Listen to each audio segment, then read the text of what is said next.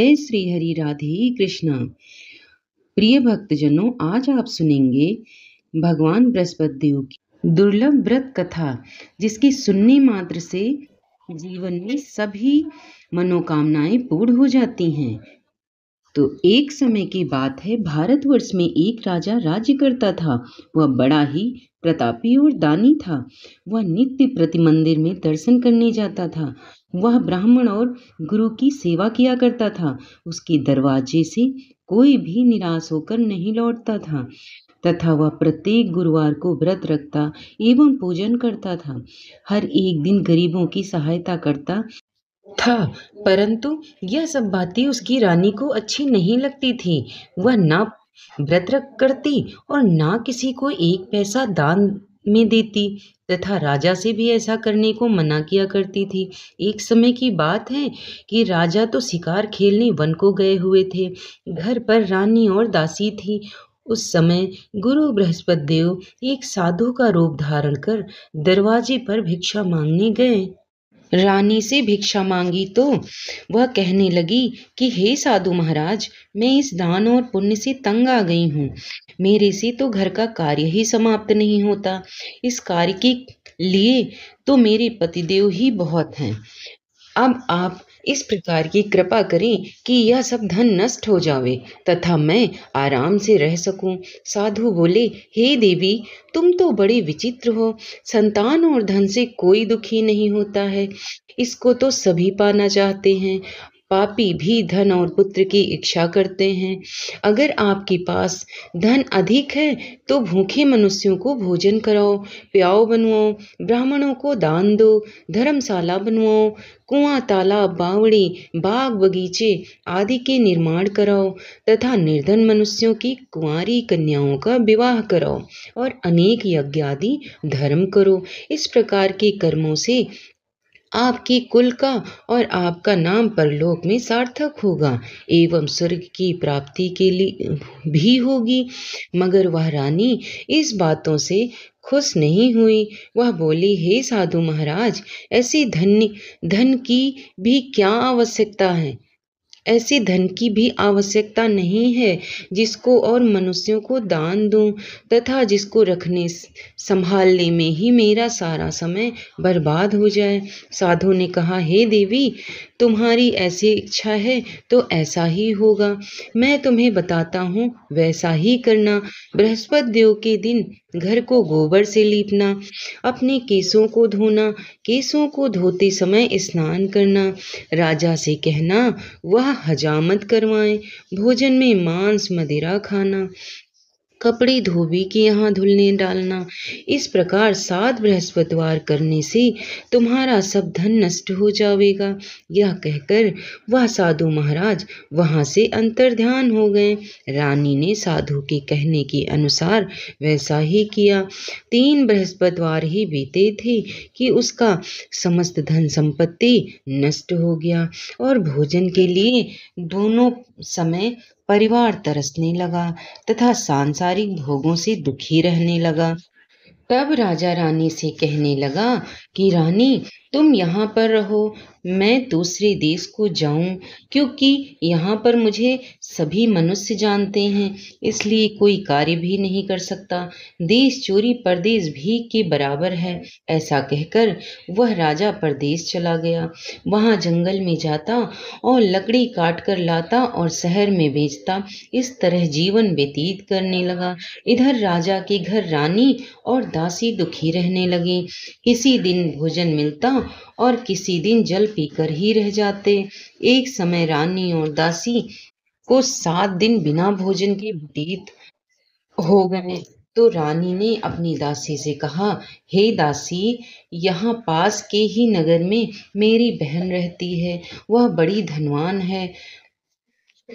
तू उसके पास जा और वहां से 5 सेर बेझर मांग कर ले आ, जिससे कुछ समय के लिए गुजर हो जाएगी। इस प्रकार रानी की आज्ञा मानकर दासी रानी की बहन के पास गई।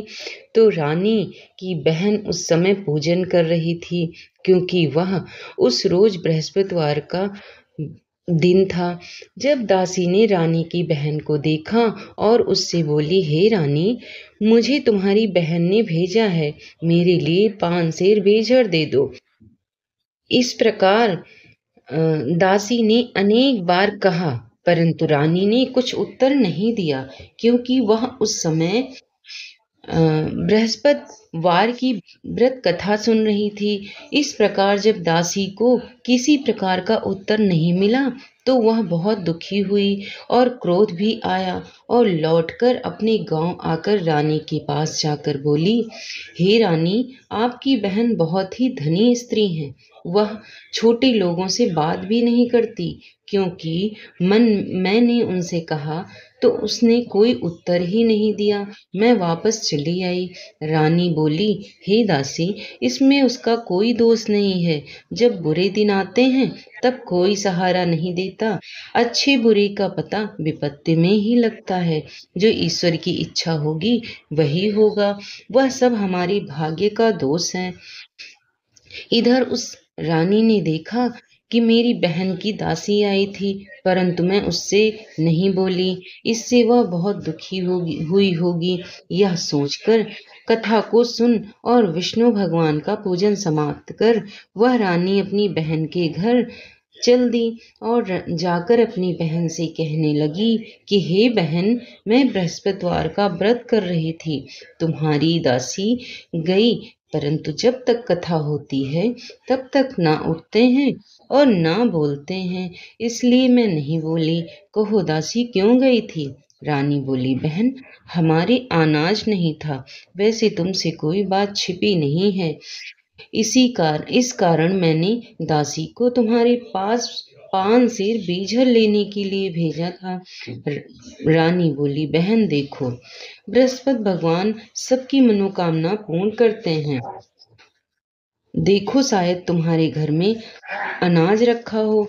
इस प्रकार वचन जब रानी ने सुना तो घर के अंदर गई और वहां उसे एक घड़ा बेझर का भरा मिल गया। तब तो वह दासी और रानी बहुत ही खुश हुई और दासी कहने लगी, हे रानी, देखा, वैसे हमको जब अन्न नहीं मिलता था तो हम रोज ही व्रत किया करते थे। अगर इनसे व्रत की विधि और कथा पूछ ली जाए तो उसे हम भी किया करेंगे।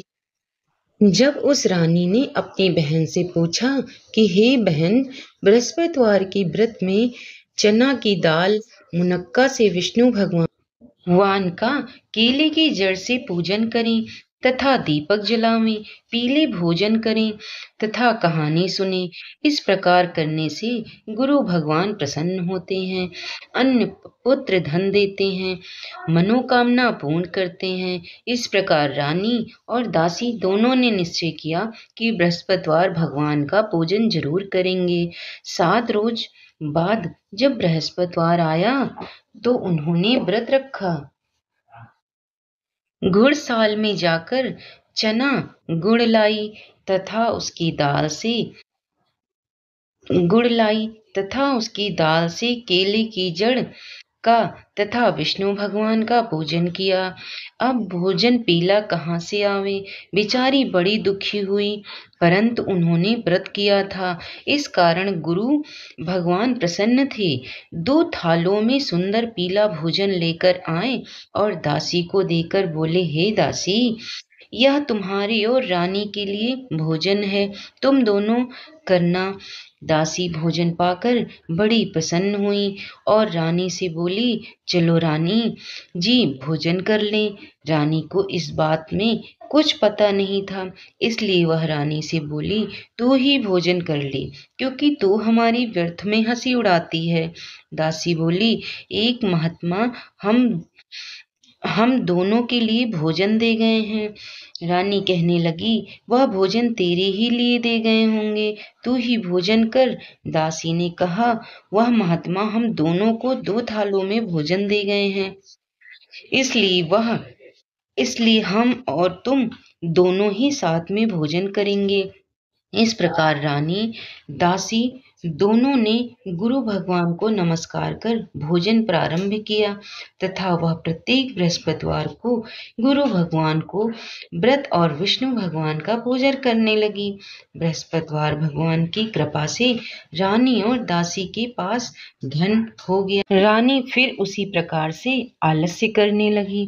तब दासी बोली, देखो रानी, तुम पहले ही इस प्रकार आलस्य करती थी, तुम्हें धन के रखने में कष्ट होता था। इस कारण सारा धन नष्ट हो गया है। अब गुरु भगवान की कृपा से धन मिला है तो फिर तुम्हें आलस्य होता है। बड़ी मुसीबतों के बाद हमने यह धन पाया है, इसलिए हमें दान पुण्य करना चाहिए तथा भूखे मनुष्यों को भोजन कराओ, प्याऊ लगवाओ, ब्राह्मणों को दान दो, कुआं, तालाब, बावड़ी आदि का निर्माण करो, मंदिर पाठशाला बनवाकर दान दो, कुंवारी कन्याओं का विवाह करवाओ, धन को शुभ कार्यों में खर्च करो, जिससे तुम्हारे कुल का यश बढ़े तथा स्वर्ग प्राप्त हो और पितृ प्रसन्न होवे। तब रानी ने इसी प्रकार के कर्म करने प्रारंभ किए तो काफी यश फैलने लगा। एक दिन रानी और दासी विचार करने लगे, ना जाने राजा किस दशा में होंगे, उनकी कोई खोज खबर नहीं है। गुरु भगवान से उन्होंने प्रार्थना की और भगवान ने रात्रि में राजा को स्वप्न में कहा, हे राजा, उठ, तेरी रानी तुझको याद कर रही है, अपने देश को चला जा। राजा प्रातः काल उठा और विचार करने लगा, स्त्री जाति खाने और पहनने की ही साथी होती है, पर भगवान की आज्ञा मानकर वह अपने नगर के लिए चलने को तैयार हो गई। इससे पूर्व जब राजा परदेश चला गया था तो दुखी रहने लगा। प्रतिदिन जंगल में से लकड़ी बीन कर लाता और उन्हें शहर में बेचकर अपने दुखी जीवन को बड़ी कठिनता से व्यतीत कर रहा था। एक दिन राजा अपनी पुरानी बातों को याद करके दुखी हो रोने लगा। तब उस जंगल में बृहस्पतिवार देव एक साधु का रूप धारण कर आए और राजा के पास आकर बोले, हे लकड़हारे, तुम इस सुनसान जंगल में किस चिंता में बैठे हो, मुझको बतलाओ। यह सुन राजा के नेत्रों में जल भर आया और साधु को वंदना कर बोला, हे प्रभु, आप सब कुछ जानने वाले हो। इतना कहने पर साधु को अपनी संपूर्ण कहानी सुना दी। महात्मा दयालु होते हैं। वे राजा से बोले, हे राजा, तुम्हारी स्त्री ने बृहस्पतिवार का अपराध किया था, जिस कारण तुम्हारी यह दशा हुई है। अब किसी प्रकार की चिंता मत करो, भगवान तुम्हें पहले से अधिक धन देगा।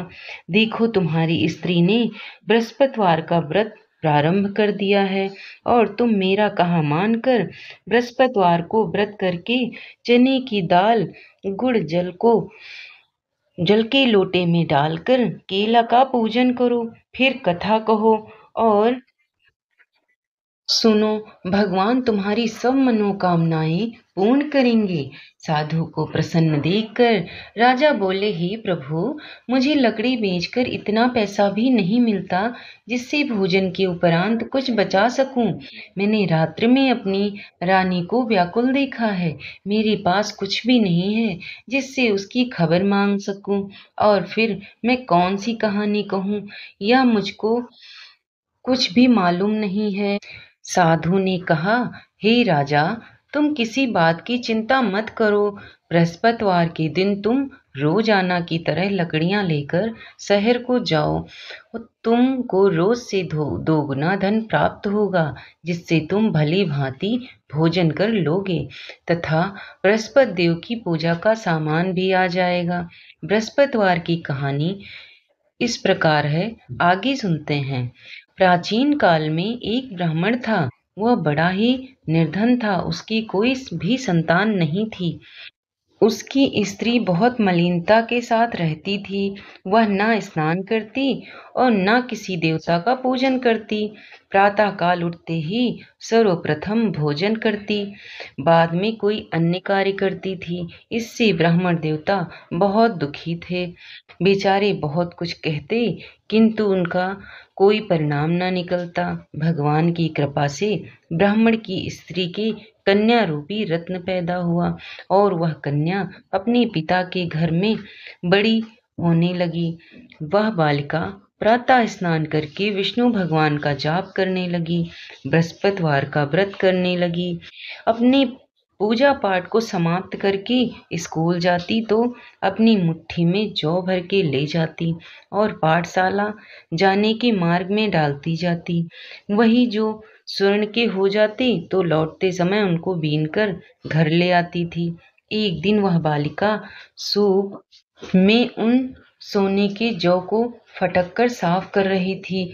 उसकी माँ ने देख लिया और कहा, हे बेटी, सोने के जौ फटकने के लिए सोने का सूप होना चाहिए। दूसरे दिन गुरुवार था।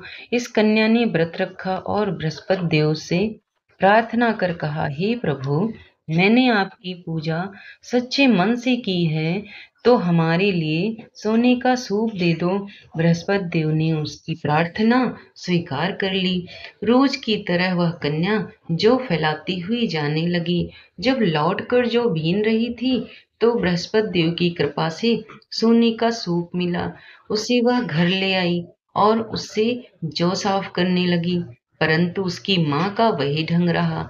एक दिन की बात है कि कन्या सोने के सूप में जौ साफ कर रही थी। उस समय उस शहर का राजपुत्र वहां होकर निकला। उस कन्या के रूप और कार्य को देखकर मोहित हो गया तथा अपने घर आकर भोजन तथा जल त्याग कर उदास होकर लेट गया। राजा को जब इस बात का पता लगा तो अपने प्रधानमंत्रियों के साथ अपने पुत्र के पास गए और बोले, हे बेटा, तुम्हें किस बात का कष्ट है? किसी ने अपमान किया है अथवा कोई और कारण है सो कहो, मैं वही कार्य करूंगा जिससे तुम्हें प्रसन्नता हो।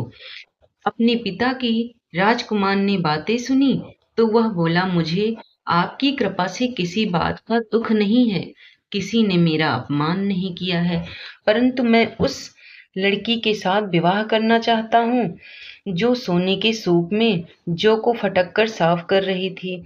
यह सुन राजा आश्चर्य में पड़ गया और बोला, हे बेटा, इस तरह की कन्या का पता तुम ही लगाओ, मैं उसके साथ तुम्हारा विवाह अवश्य ही करवा दूंगा। राजकुमार ने उस लड़की के घर का पता बतलाया। मंत्री उस लड़की के घर गए और ब्राह्मण की कन्या का विवाह राजकुमार के साथ संपन्न हो गया। कन्या के घर से जाते ही पहले की भांति ब्राह्मण देवता के घर में गरीबी का निवास हो गया। अब भोजन के लिए भी अन्न बड़ी मुश्किल से मिलता था।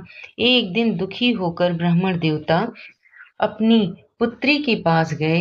बेटी ने पिता की दुखी अवस्था को देखा और अपनी माँ का समाचार बताया। तब ब्राह्मण ने सभी हाल कहा। कन्या ने बहुत सा धन देकर अपने पिता को विदा कर दिया। इस तरह ब्राह्मण का कुछ समय सुखपूर्वक व्यतीत हुआ। कुछ दिन बाद फिर वही हाल हो गया। ब्राह्मण फिर अपनी कन्या के यहाँ गया और सभी हाल कहा तो लड़की बोली, हे पिताजी, आप माता जी को यहाँ लिवा लाओ, मैं उसे विधि बता दूंगी जिससे गरीबी दूर हो जाएगी। वह ब्राह्मण देवता अपनी स्त्री को साथ लेकर पहुंची तो पुत्री अपनी माँ को समझाने लगी, हे माँ, तुम प्रातः काल उठकर प्रथम स्नान आदि करके विष्णु भगवान का पूजन करो तो सब दरिद्रता दूर हो जाएगी। परंतु उसकी माँ ने एक भी बात नहीं मानी और प्रातः काल उठकर अपनी पुत्री के बच्चों की जूठन को खा लिया। एक दिन उसकी पुत्री को बहुत गुस्सा आया और वह एक रात कोठरी से सभी सामान निकाल दिया और अपनी माँ को उसमें बंद कर दिया। प्रातः काल उसमें से निकाला तथा स्नान आदि करा के पूजा पाठ करवाया तो उसकी माँ भी बहुत धनवान तथा पुत्रवती हो गई और बृहस्पति जी के प्रभाव से स्वर्ग को प्राप्त हुई तथा वह ब्राह्मण भी सुखपूर्वक इस लोक में सुख भोग कर स्वर्ग को प्राप्त हुए। इस तरह कहानी कहकर साधु देवता वहां से लोप हो गए। धीरे धीरे समय व्यतीत होने पर फिर वही बृहस्पतिवार का दिन आया। राजा जंगल से लकड़ी काट कर किसी शहर में बेचने गया। उसे उस दिन और दिन से अधिक धन मिला। राजा ने गुड़ चना आदि लाकर बृहस्पतिवार का व्रत करना भूल गया। इस कारण बृहस्पति भगवान नाराज हो गए। उस दिन उस नगर के राजकुमार ने विशाल यज्ञ का आयोजन किया तथा शहर में यह घोषणा करा दी कि कोई भी मनुष्य अपने घर में भोजन न बनावे तथा आग भी न जलावे। समस्त लोग मेरे यहाँ भोजन करने आवे। इस आज्ञा को जो न मानेगा उसके लिए फांसी की सजा दी जाएगी। इस तरह की घोषणा संपूर्ण नगर में करवा दी गई। राजा की आज्ञा अनुसार शहर के सभी लोग भोजन करने गए, लेकिन लकड़हारा कुछ देर बाद पहुंचा। इसलिए राजा उसको अपने साथ घर लिवा ले गए और ले जाकर भोजन करा रहे थे तो रानी की दृष्टि उस खूंटी पर पड़ी जिस पर उसका हार लटका हुआ था। वह वहां पर दिखाई नहीं दिया। रानी ने निश्चय किया कि मेरा हार उस मनुष्य ने चुरा लिया है। उसी समय पुलिस बुलाकर उसको जेल खाने में डलवा दिया।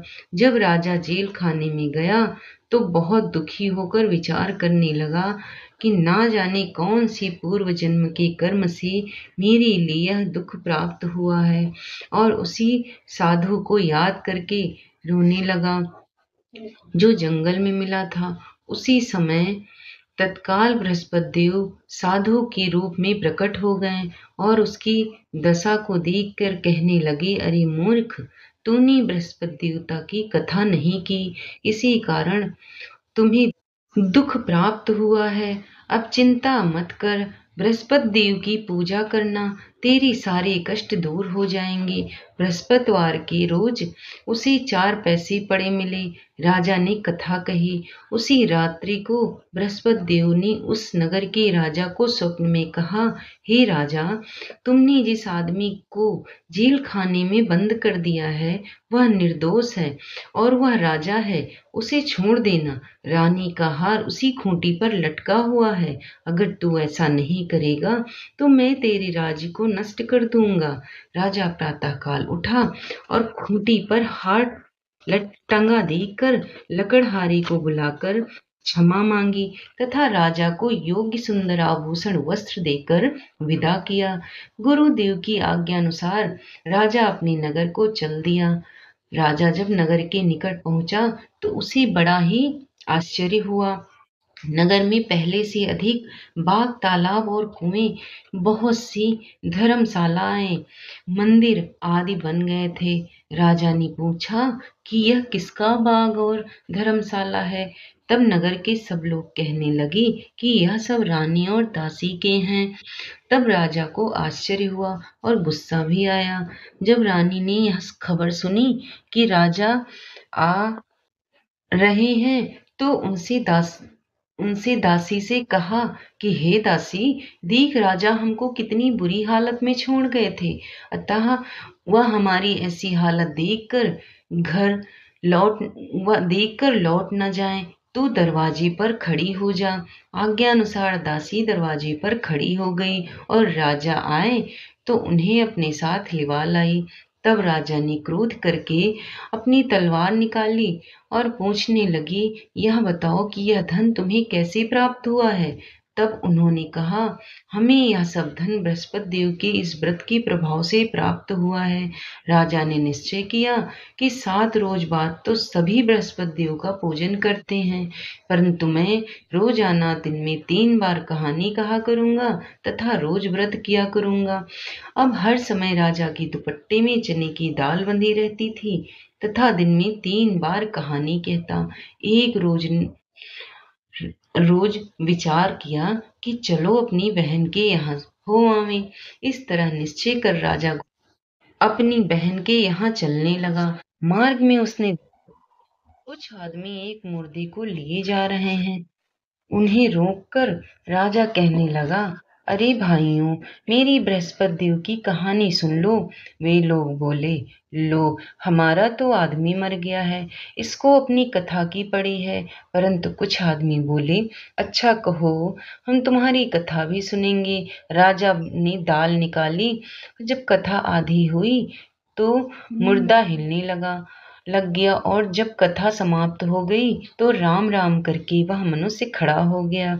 आगे मार्ग में उसे एक किसान खेत में हल चलाता मिला। राजा ने उसे देखा और उससे बोला, अरे भैया, तुम कहीं बृहस्पतिवार की कथा सुन लो। किसान बोला, जब तक मैं तेरी कथा सुनूंगा तब तक 4 हरैया जोत लूंगा। जा अपनी कथा किसी और को सुनाना। इस तरह राजा आगे चलने लगा। राजा के हटते ही बैल पछाड़ खाकर गिर गए तथा उसके पेट में बहुत जोर से दर्द होने लगा। उस समय उसकी माँ रोटी लेकर आई।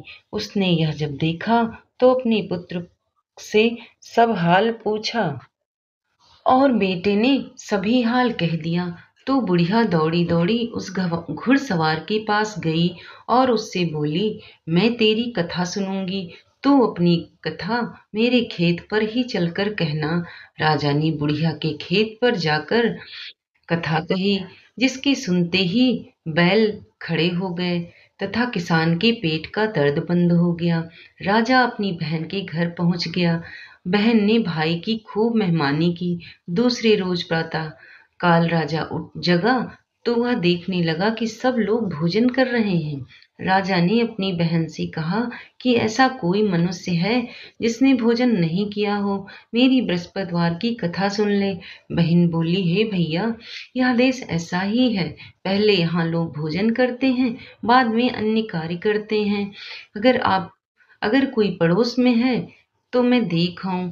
वह ऐसा कहकर देखने चली गई, परंतु उसे कोई भी ऐसा व्यक्ति नहीं मिला जिसने भोजन ना किया हो। अतः वह एक कुम्हार के घर गई जिसका लड़का बीमार था। उसे मालूम हुआ कि उनके यहाँ 3 रोज से किसी ने भोजन नहीं किया है। रानी ने अपने भाई की कथा सुनने के लिए कुम्हार से कहा। वह तैयार हो गया। राजा ने जाकर बृहस्पतिवार की कथा कही, जिसको सुनकर उसका लड़का ठीक हो गया। अब तो राजा की प्रशंसा होने लगी। एक दिन राजा ने अपनी बहन से कहा कि हे बहन, हम अपने घर को जाएंगे, तुम भी तैयार हो जाओ। राजा की बहन ने अपनी सास से कहा तो सास बोली, चली जा, परंतु अपने लड़कों को मत ले जाना, क्योंकि तेरे भाई की कोई औलाद नहीं है। बहन ने अपने भैया से कहा, हे भैया, मैं तो चलूंगी, पर कोई बालक नहीं जाएगा। राजा बोला, जब कोई बालक नहीं चलेगा तब तू ही क्या करेगी चल के। बड़ी दुखी मन से राजा अपने नगर को लौट आया। राजा ने अपनी बहन रानी से कहा, हम निर्वंशी राजा हैं, हमारा मुंह देखने का धर्म नहीं है और कुछ भोजन आदि नहीं किया। रानी बोली, हे प्रभु, बृहस्पति देव ने हमें सब कुछ दिया है, हमें औलाद अवश्य देंगे। उसी रात को बृहस्पति देव ने राजा को स्वप्न में कहा, हे राजा, उठ, सभी सोच त्याग दे, तेरी रानी गर्भ से है। राजा की यह बात सुनकर बड़ी खुशी हुई। 9वें महीने उसके गर्भ से एक सुंदर पुत्र पैदा हुआ। तब राजा बोला, हे रानी, स्त्री बिना भोजन के रह सकती है, बिना कहे नहीं रह सकती। जब मेरी बहन आवे तो तुम उससे कुछ मत कहना। रानी ने सुनकर हाँ कर दिया। जब राजा की बहन ने यह शुभ समाचार सुना तो वह बहुत खुश हुई तथा बधाई लेकर अपने भाई के यहाँ आई। तभी रानी ने कहा, घोड़ा चढ़कर तो नहीं आई, गधा चढ़ी आई। राजा की बहन बोली, भाई, मैं इस प्रकार ना कहती तो तुम्हें औलाद कैसे मिलती। बृहस्पति देव ऐसे ही हैं, जैसी जिसके मन में मनोकामनाएं हैं सभी को पूर्ण करते हैं। जो सद्भावना से बृहस्पतिवार का व्रत करता है एवं कथा पढ़ता या सुनता है और दूसरों को सुनाता है, बृहस्पति देव उसकी सभी मनोकामनाएं पूर्ण करते हैं। भगवान बृहस्पति देव उनकी सदैव रक्षा करते हैं। संसार में सद्भावना से भगवान जी का पूजन व्रत सच्चे हृदय से करते हैं तो उनकी सभी मनोकामनाएं पूर्ण हो जाती हैं। जिससे सच्ची भावना से रानी और राजा ने उनकी आज्ञा का गुणगान किया, तो बृहस्पति देव ने उनकी सभी इच्छाएं पूर्ण की। सब इसीलिए सब कथा सुनने के बाद प्रसाद लेकर ही जाना चाहिए। हृदय से उनका मनन करते हुए जयकारा बोलना चाहिए। तो जैसे बृहस्पति देव भगवान ने राजा और रानी की मनोकामनाएं पूर्ण की, वैसे सुनने वाले सभी भक्तजनों की मनोकामनाएं बृहस्पति देव पूर्ण करें। और अब सुनेंगे आरती। जय बृहस्पति देवा, स्वामी जय बृहस्पति देवा। छिन छिन भोग लगाऊं कंदिली फल मेवा। ओम जय बृहस्पति देवा, तुम पूर्ण परमात्मा, तुम अंतर्यामी, जगत पिता जगदीश्वर, तुम सबके स्वामी। ओम जय बृहस्पति देवा। चरणामृत निज निर्मल, सब पातक हरता, स्वामी सब पातक हरता। सकल मनोरथ दायक, कृपा करो भरिता। ओम जय बृहस्पति देवा, तन मन धन अर्पण कर, जो जन शरण पर स्वामी जो जन शरण पड़े। प्रभु प्रकट तब हो करे, आकर द्वार खड़े। जय बृहस्पति देवा, दीन दयाल दयानिधि, भक्तन हितकारी, स्वामी भक्तन हितकारी।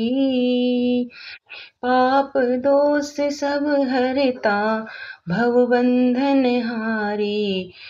ओम जय बृहस्पति देवा, सकल मनोरथ दायक, सब संशय टारी, स्वामी सब संशय टारी।